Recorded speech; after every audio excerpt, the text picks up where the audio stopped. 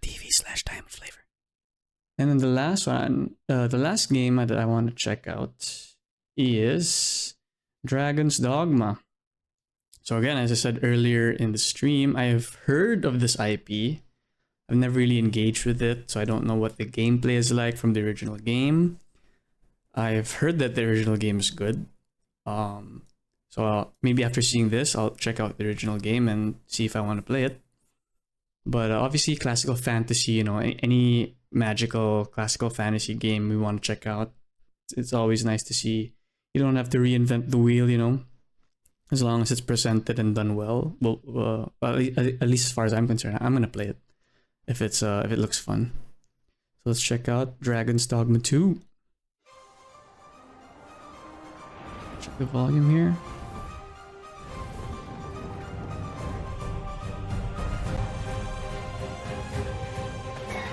Oh, why is the it's a bit blurry.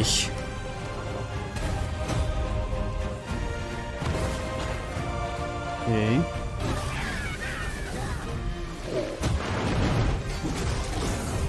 Is that a gun? Okay, Griffin.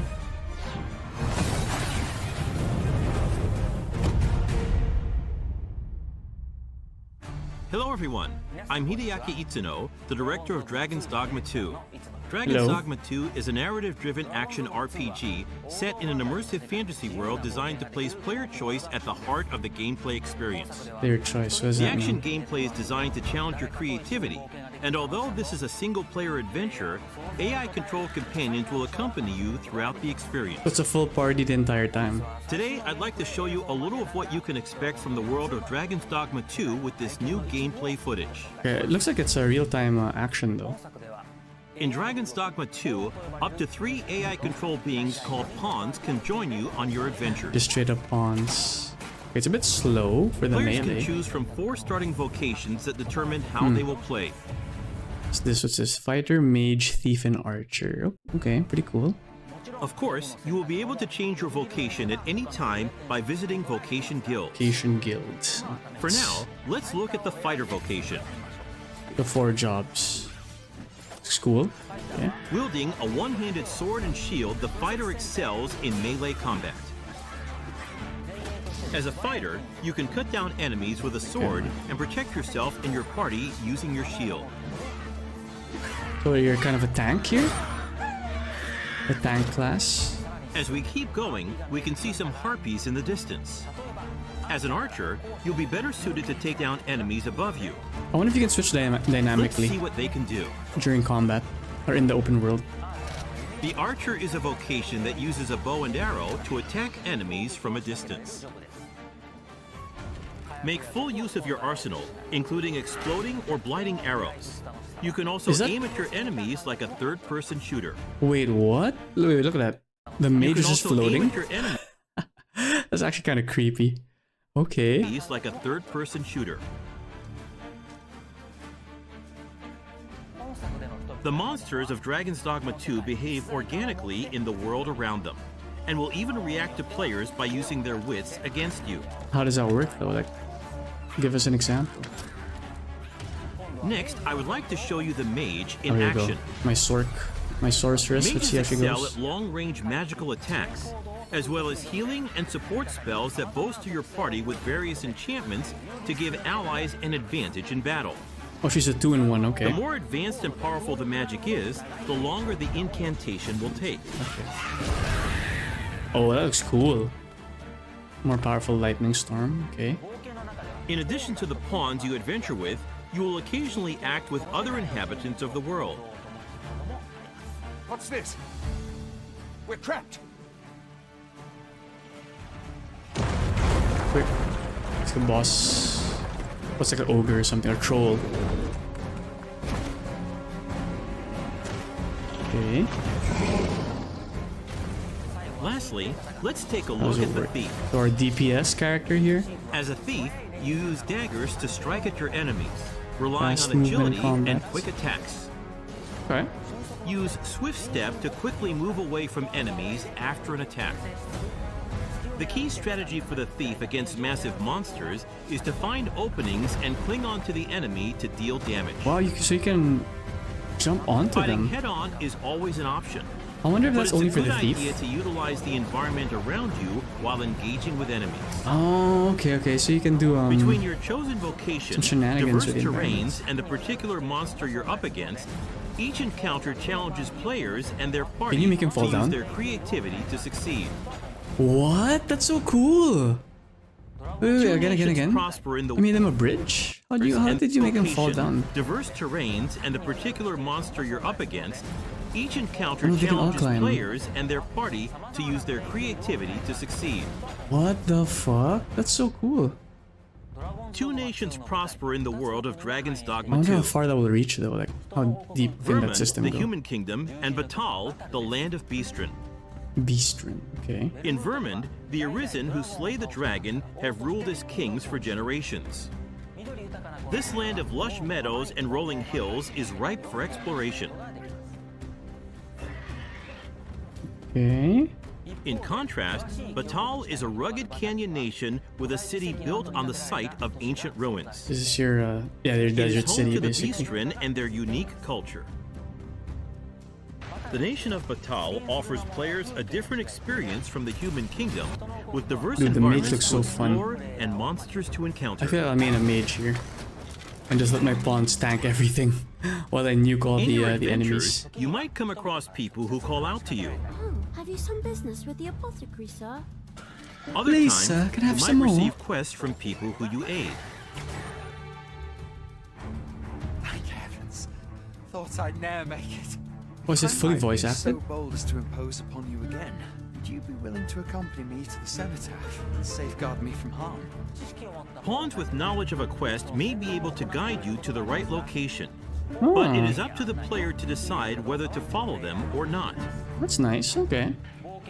Pawns support you throughout your adventures and may come to your aid when you are in trouble. Oh shit. Oh dang, I actually got you. Okay. To complete your quests, you can ride ox carts to travel to major locations. This is very Skyrim. The opening of Skyrim. But be aware, as you might get attacked en route to your destination and have to decide how to tackle the situation. Nice. Again, more of the During world. the ride, you can choose to reacting to close you. your eyes to quickly arrive at your destination. So they have their own fast travel mechanic. Time is ever passing, even while riding an ox cart, and the environment around the player constantly changes. So I wonder if you Nighttime is especially dangerous. more With monsters no are light out. to eliminate your surroundings, you will be enveloped in pitch black darkness where you can't even see your feet. Also, there are dangerous monsters that only appear at night, so you need to be careful when adventuring in the dark. What is this spell? It takes so long to cast. A barrier? If you have a camping kit, you can find a campsite to spend the night and recover your health. Oh, you need the camp supplies from Baldur's Gate 3. Good evening, Arisen. Oh damn it, I expect her to sound like that. 'Tis the honor of my life to share your journey, Arisen.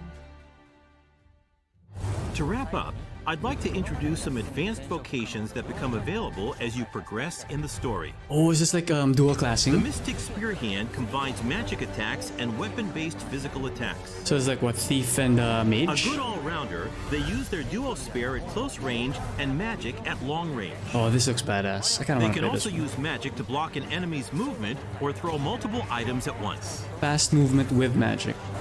That's cool. The Magic Archer You're is a basically a Jedi. vocation that further specializes in long-range attacks with magical arrows. On top of Okay. healing and providing support to your allies, they can learn a skill that releases a powerful attack over a wide area in exchange for reducing their own maximum HP. They're even And more of into course, DPS. there are other unique vocations you can look forward to. I'm so We have interested a in the playable class version of mechanic here. Dragon's Dogma 2 at the Tokyo Game Show Capcom Oh shit, booth. we're on Tokyo, so Depending on the choices they make, each Can't try player it can out. experience very different playthroughs. We're very much looking forward to the impressions of those who get a chance to play. Dragon's Dogma 2 is PS5 being and developed Steam, okay. for PlayStation 5, Xbox Series When is S, the release date for Xbox this game? Series S, and Steam. I'm missing next year. Please stay tuned for more information. Thank you. Oh, there's no release date. Did it say here? No, there's nothing. Okay. Let's see here. Yeah, very intriguing. I didn't expect the dual class or the advanced class system for the game. Oh, that's really good.